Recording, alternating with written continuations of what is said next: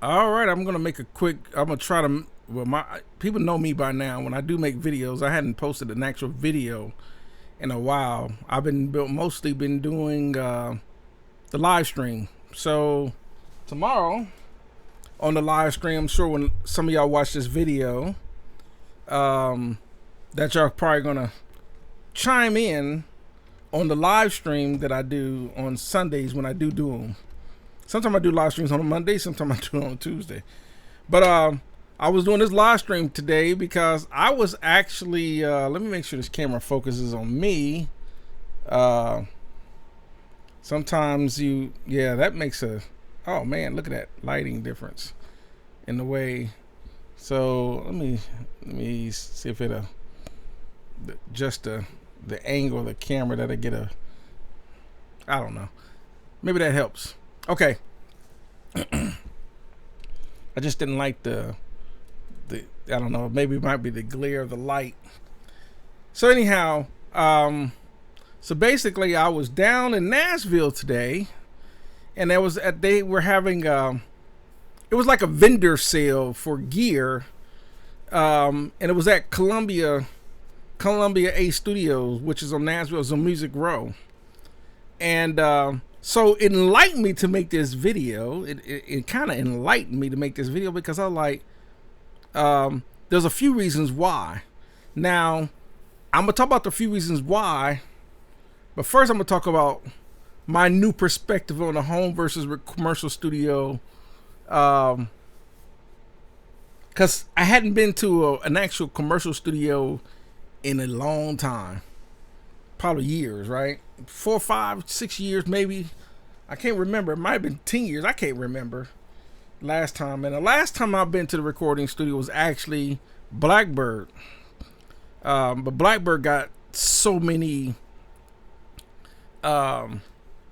It's a super busy recording studio. Plus, he runs it out, part of it as a school for audio engineers. Now, I've talked about this subject too. Should you go to audio engineering school? And my point is that I think anyone should go to school if it's affordable. I think the only issues there, especially I think some of the schools out of Los Angeles and maybe some of the other schools out of New York, whatever, sometimes the fee was the cost was so expensive. Like, a lot of stuff that you can learn from like my channel. When I was doing a little small mini series on what you're going to learn in the commercial studio. I did that for a minute. I was doing some others, just videos like that. And no, you actually really don't need to go to audio engineering school. But the only thing is, in school, there are going to be things that you're going to learn that maybe if you don't know, to learn certain things you need to know, you're not going to learn them because you don't know to go to learn those things, if that makes sense. So that's the same thing with any school or where someone tries to learn on their own. It's like being a mechanic and realizing there are tools that people that went to actual school learn. There's trades and things and things that you do to build engines that if you don't know that there's tools for that. Like, I always find it funny when I'm working at my job as a manager at an auto parts store. People come in there and they want to use a C-clamp to do their brakes, which is probably absolutely the wrong tool to use to do your brakes. There's actually a brake. It's an actual tool you buy to do your brakes. It's designed specifically for that job. But yet you got people that I can get it done with a C-clamp, and then they wonder why a lot of times if you do something wrong, you'll tear up your piston on your brake because the piston it tore up the boot, the rubber boot that keeps the fluid from leaking out of your caliper, or they basically pressed the piston at an angle, so the piston, instead of going in as a complete unit, now it's binding because it's being pushed on one angle with the C-clamp, which causes the piston to bind and now you elongated the piston. They don't know this, but this is why this tool is designed specifically as a brake. It's a brake piston tool. It's a kit. You buy that thing cheap at Harbor Freight, but those are those kind of tools that you don't know unless you know you don't know. And that gave me to the perspective of going back to recording as well. So there are things that could be taught in an audio engineering school that you're going to learn that you probably would have never known to learn by trying to learn on your own. But it's a lot of times sometimes it's just things as far as mic placement, things like that. Sometimes I run into people that went to audio engineering school and they've learned on, for example, an SSL console. And I'm going to use a DAW as an example. One of the DAW that's probably close to an SSL console layout, other than people actually buying a channel strip plugin, like an SSL channel strip plugin. But an SSL, really technically, if you've been on an SSL, they're big boards. They're a really big board. And so it always have your bus assignments. So all you're really doing is turning some of the other channels into bus channels. Let's say it's a 48 channel SSL. Well, it'll have 1 through 48. So you can take any of one of the channels, any 1 through 48, and turn it into a bus channel. So now you're going to feed other channels into that channel. You're creating a bus channel, so you're just going to assign it. Another thing that it would have is your mic and your line inputs, so that way you can, if you put in mic input, it's going to route it through the board's preamp. If you run line, it'll run directly line through the channel. But also nothing that it would always have. The next section would be filtering section. Your filters, this is frequencies you're going to filter out. High pass frequencies, low pass frequencies, things like that. And then you're going to move on to the actual EQ section. Then you're going to move on to the small fader you're going to move into the actual, your dynamic section where you have your compressor and your gate. Then you'll move to your small fader section and your large fader section. And then there's things on the master section of the board that you can do, how you want to route the small fader to long fader. Some people use it for monitoring. Some people use it for tape return. It just depends on how the engineer uses it. So let me get back to the perspective of me making the video, because it is, what is it? I got my glasses on. I can't see as well as I used to as I put my glasses on. Okay, 8 minutes. Okay. So let me get back to the heart of what I was talking about with the video and why it gave me a different perspective. I didn't mean to talk about SSL consoles and all that, but what it did, walking into, when you walked in there, the way they had it set is you're actually walking into the live room of this recording studio. And then you also had, I got to also go into the control room where they had an SSL origin board and some outboard gear. But I didn't see a lot of rack gear other than what was next to the console and the SSL console. Other than that, the control room looked pretty empty. And I don't know if they moved a lot of stuff out of the way or cleared it out for the purpose of the this event that they were having today.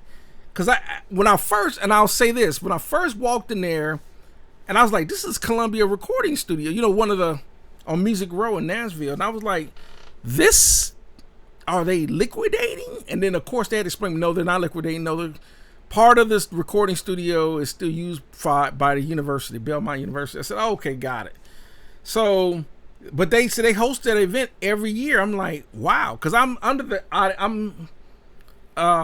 need to go back and make sure did I pay my year fees?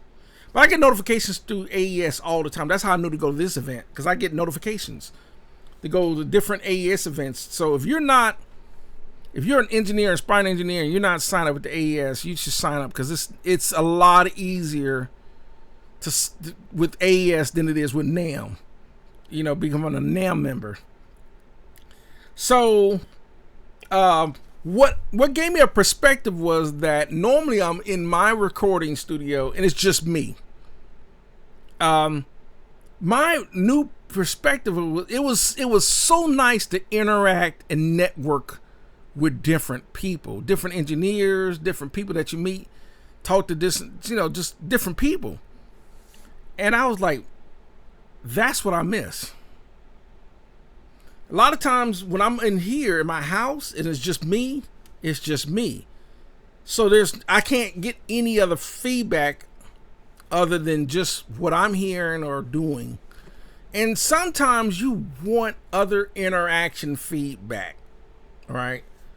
And that's what gave me my new perspective. Plus, another thing that I missed when I walked in there, the first thing I was listening for is how just being in and listening. I have to say this. I am not saying that you can't. I am a strong advocate to say that you cannot get professional recording product at home. I am going to say this. It is so much more work to get your home recording studio, like when I walked in that recording studio.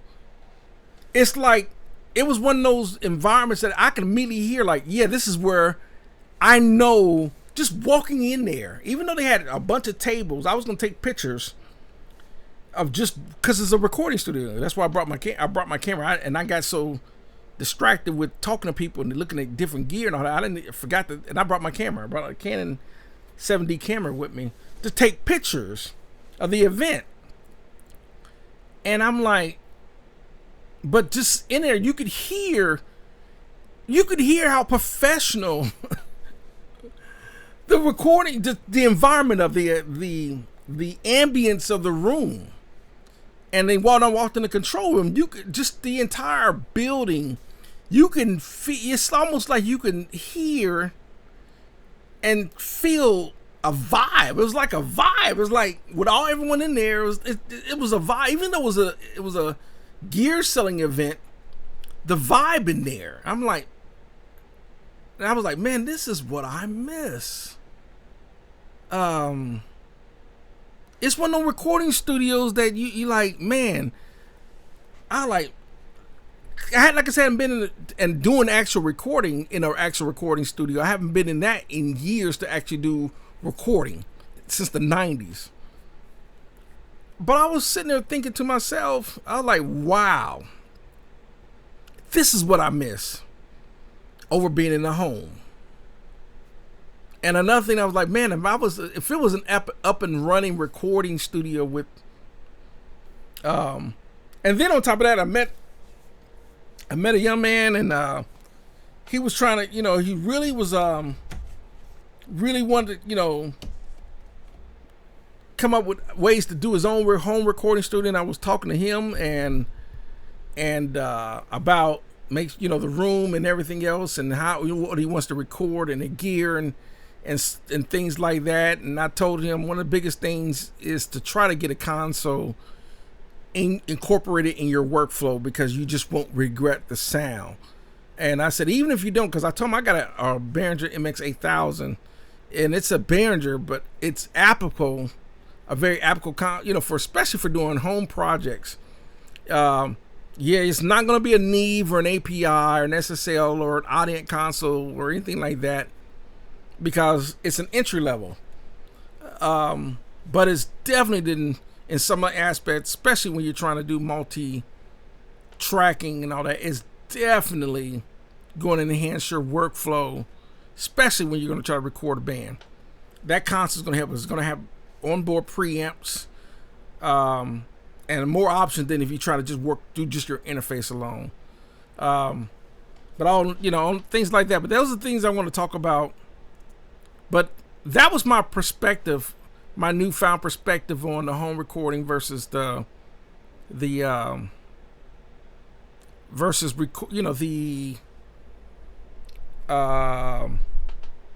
basically, my perspective over trying to do things at home. It's not. I've always been a home recording studio. People that know me, but it's like when I walked in there, it's like the vibe of it. That's what you're trying to capture at home, is the vibe of being in that professional commercial building. And I'm like, that's what if I can get that type of vibe. And I was thinking to myself, imagine the amount of artists that's recorded in this recording studio. And that, being in Columbia Studio, you can look it up. You can Google Columbia A record. That's the building. 34 Music Row was, Music Row in Nashville. I've been on that street a long time. I've been on that road a lot. But I forgot. And there was people like from Ocean Way and things like that. I also met the owner of Recording Studio 1979. His name was Chris. And they did a vinyl. And I picked it up. It's right here.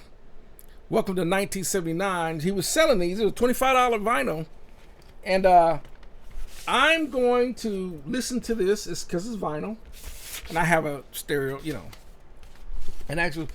And he still does it records on an analog console using outboard gear and tape. He still uses that. I think he still, bounces into Pro Tools for editing. But he still records to tape. And so it was kind of cool to meet him and talk to him for a minute. And we got to talking about, like, when we did the album that I did, A Different Taste, with some of the other producers, me and Grover and Robert and the girls, A Different Taste, down in Texas. We recorded on a 24-track tape machine, and then, it was an analog control, an Atari kind. It was digitally controlled, but it was an analog console with outboard. It was recorded in that recording studio in Austin, Texas, and this, back then in the 90s, that was tape was your main thing. And he was like, "Yeah, you're not you can't beat it because you can record over tape over and over and over." And I'm like, and it got me thinking, because I was like, "That's right, you can record over tape over and over and over." And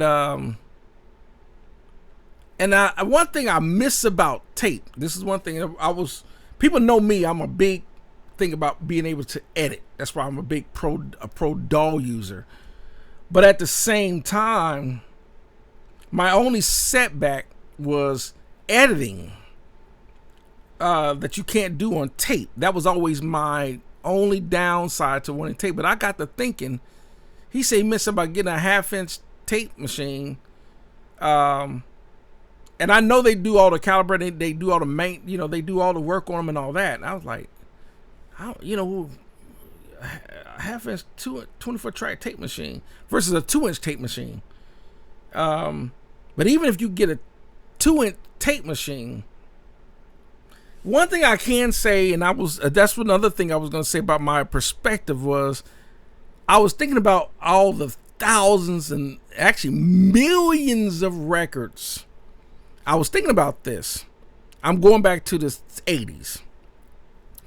Every single one of the records that I listened to, every single one of them, every single one of them was done in a commercial studio. They were done on large format analog consoles. They were done using outboard gear, and they were also done through 24-track tape machines like Studers, MCIs, Ataris, tape machines like that. And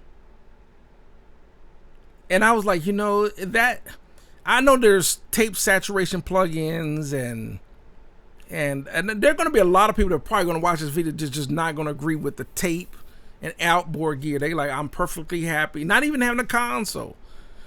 They are perfectly happy recording using the DAW and the digital mixer and the plugins. And there is nothing absolutely wrong with recording that way. It works. This is what modern recording is.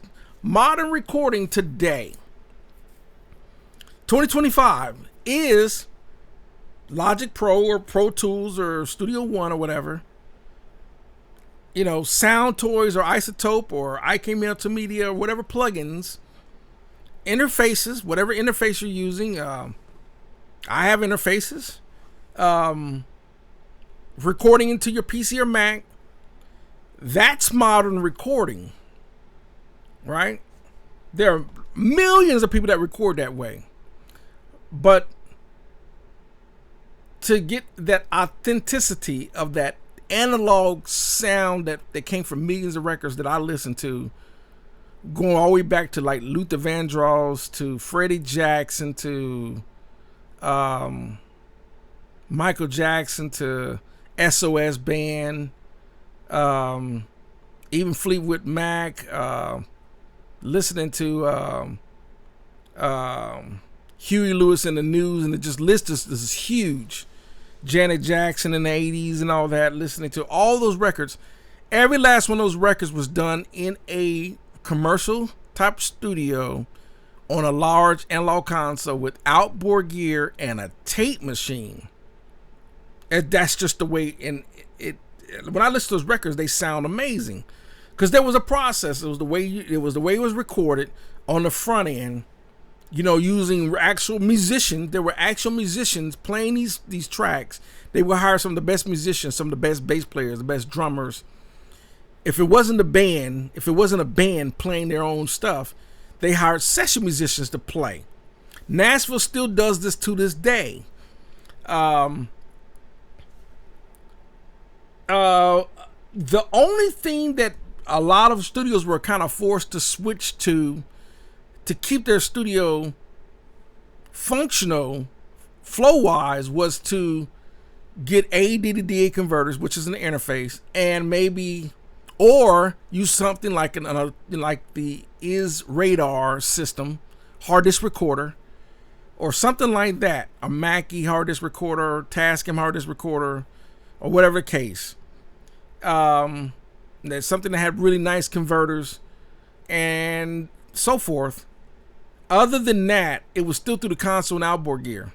It was still in a commercial building using an analog console and outboard gear. And there's the reason why I still prefer my setup the way I have it now, because running through my Allen Heath, the antelope and all, running just through my outboard gear, it is hard to beat that sound. It really is. Last I'm going to say on this video, because people know me, I'm pretty long-winded. It was the networking. It felt good to be able to just interact with other people, with like-minded people. It did. It just,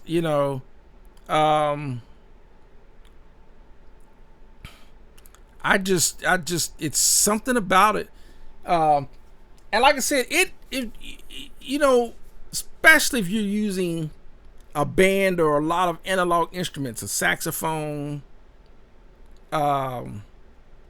trumpet, guitar, acoustic guitar, drums, bass guitar, playing those type of instruments, running it through analog gear, it's just something that just can't be beat, especially through nice preamps. Like I got, like I have the Avalon, but I also have the 610. I got the Joe Meek and the 73s over there, and just the Warm Tone Beast and any of that kind of gear. It's just the sound. I can't explain it. Other than that, bought another. I'm gonna try this camera out while I was there. I got this camera I bought from he was an older gentleman, explained to me, and I'm like, because I usually use my webcam for recording my videos and I do my live stream. But there are YouTubers that actually, and I'll say there are YouTubers on here. Like, let's say I'll use Barry Johns as an example, or we'll use Spectra Sound Studio, or those type of YouTube channels. One thing I can say is their camera video definitely looks better. And me being a camera guy, using, I use DSLR cameras, Canons, Nikon, so I ought to know better when it comes to if I can get excellent photos, shooting photos with those type of cameras, why am I not using a better camera for my video? And there's a YouTuber on that follow my channel has been telling me that for years. Mark, I can help you with your. But anyhow, so I'm going to incorporate this camera, get it working to see how like the image quality over this, and I'm gonna probably gonna get some key lighting, a field light, a key light when I'm doing my filming, because lighting is super important to professional video, is lighting as well, and go from there. But other than that, it was a great event. I need to start, and the last thing I want to talk about, why I think it's a new perspective. If you are doing stuff at home and you're not getting out to go to these events like I did today at the AES, or Audio Engineering Society, or if you're going out to NAMS or events like that to interact, you might be doing yourself a little bit of injustice, especially if you're trying to learn, because you can network with people. You can get out there and actually physically network with people. Networking is one of the key fundamental successes in any industry, even the music industry, is networking with other people. That's what made recording studios, well, that was one of the key things that made recording studios work, is it's more than one person getting these recordings done. There's assistant engineers, there's interns from out of schools or whatever. These people are, if you're recording, when you an artist or a band or whatever goes to a recording studio, these people are setting your stuff up to get your session ready. They're getting the mics out, the whatever preamps or whatever amplifiers you can use for your instruments. They're gonna set up, your headphone setup systems. It's multiple people doing this. Now, me working in an environment, I know how to get my stuff set up I'm a one-man show, but let me tell you, when you're working in those type of environments, it is nice to be like me. I don't have to be the main engineer, the chief engineer, the main engineer. As an assistant engineer, if I'm just sitting there setting up let me set up some of the outboard gear and plug it into the environment. When there's more, sitting at the console with the other engineers, and the engineers, hey, that 1176, set that attack to whatever, and I'll to reach out and turn it to whatever, right? Set there, whatever. Plug in, do me a favor and plug in blah blah blah. Plug in the LA2A or whatever. Boom boom. Okay, set it to here, bam. Write down the settings that we just set it at, So I'm doing. It's almost like me. I'm a mechanic too. It's almost like when I'm working on a car. It is so much easier to work on a car when there's more than one person with you working on that car. If you have at least, like if I had at least an assistant working with me, it would be a whole lot easier when I'm doing recording sessions. When I'm doing them, I'm not doing I hardly do any recording session because I just don't have a whole lot of artists. But when I start getting more, when I start building some more clients, which would be very, very easy to do, I'm definitely going to need assistance because it's just easier. But my biggest thing is, so some people are probably going to be like, well, why don't you have this, or why don't, whatever the case, because I want to get out of this house and I want to get into a bigger house that I can actually turn one of my rooms into like a commercial like setting. I want an actual authentic live room and an authentic control room. Maybe an ISO booth for a vocal booth and all that. That's what I want. And this house right here that I'm in, it just ain't cutting it. It works. I get things done, but it just ain't cutting it. Which is why it's part of my whole new perspective of the home recording studio versus commercial studio. So that's going to do it for this video. I'm glad y'all stayed to the end to watch the entire video. Thanks for watching, and I'll see y'all on the live stream tomorrow. We're going to talk about all, like what I've talked about in this video. We're going to talk about it tomorrow in my live stream. Other than that, thanks for watching, and y'all have a great one.